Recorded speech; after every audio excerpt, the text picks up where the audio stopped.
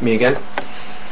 As promised from yesterday, I'm going to have another look at the DJX and look at just the external knobs and the controller functions that can be assigned to those.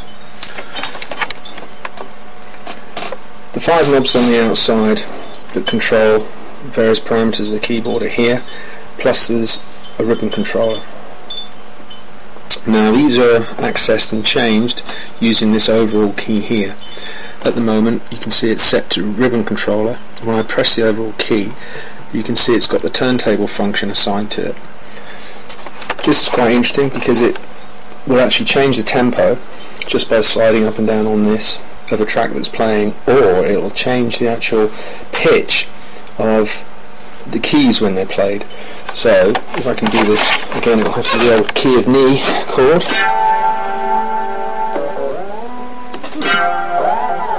You can see it changes the actual speed of the rate at which that chord is processed. If it's related to a track, then you can speed it up by sliding it right up or down to 0. You can see the BPM's gone to nothing there. We're bringing it back up again. Obviously an attempt to emulate a vinyl keyboard for a DJ. That type of function. Okay. The bass boost, obviously self-explanatory. Guess what? It boosts the bass. Or not.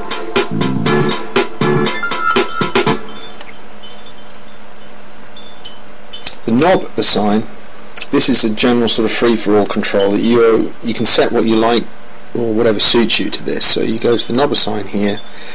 At the moment it's set to volume, so basically it's just another volume control, which you'd use sort of if you wanted to bow in a chord. Like that, rather than just have the straightforward attack.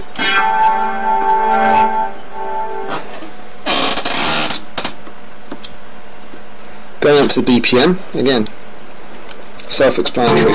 The track here is set at 120 BPM. You go to the overall key, BPM set, you can just reduce that right down. Lowest, I think, being 32 there. Won't go any lower than that. And right the way up.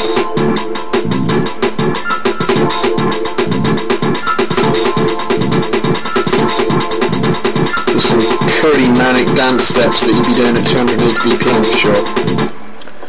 Okay, so let's get that back to something sensible at 120.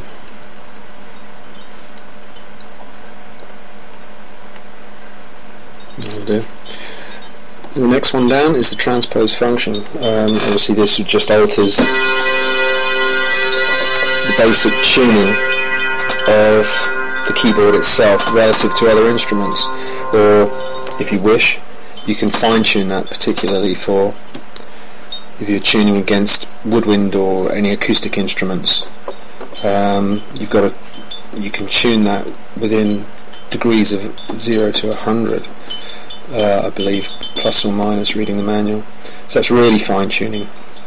Obviously the transpose just goes up in semitones at a time. So if I play C now, it's that. If I moved up to +1 and play the same key, it's moved up a semitone.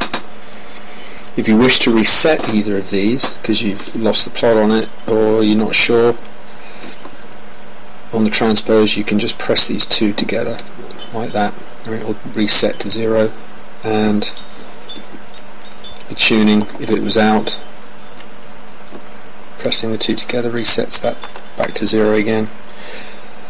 Moving down to the pattern and song volume, this is a MIDI data value from 0 to 127 again. So the pattern volume is obviously relates to the overall volume of the track if you played it. So you can see obviously just the music playing the track in the background. I can reduce that to 0. Why would you want to do it? So that if you're playing live keyboards along with it you can balance the relative volumes. That also returns to its default of 0 by pressing those two. And we're back to the ribbon controller. So that's basically all of the assign keys catered for. While I'm here, I may as well just cover a couple of other useful features, which is the arpeggiator function. So if you choose a particular voice, say this fragile sounds like that, and turn on the arpeggiator function and then play the same chord or whatever, you get an arpeggiation that relates to whatever the BPM of the keyboard is set at, so you can change that and speed it up. You can also set the assign key, for example, to change the arpeggiator speed, so you could actually change that speed in real time if you wanted to. The thing to note about that function is that each individual voice sounds different. They don't all arpeggiate in the same way, so it's something that you can play with and just experiment to see exactly what you get. So that one, and then this one might be something different again, which I believe it is. So same chord but different arpeggiation style completely. And last today, the reverb function. You can see reverb comes up as on or off, so just a straightforward chord. Take the arpeggiation off a minute. Totally dry, no reverb, and then with the reverb on, you get that.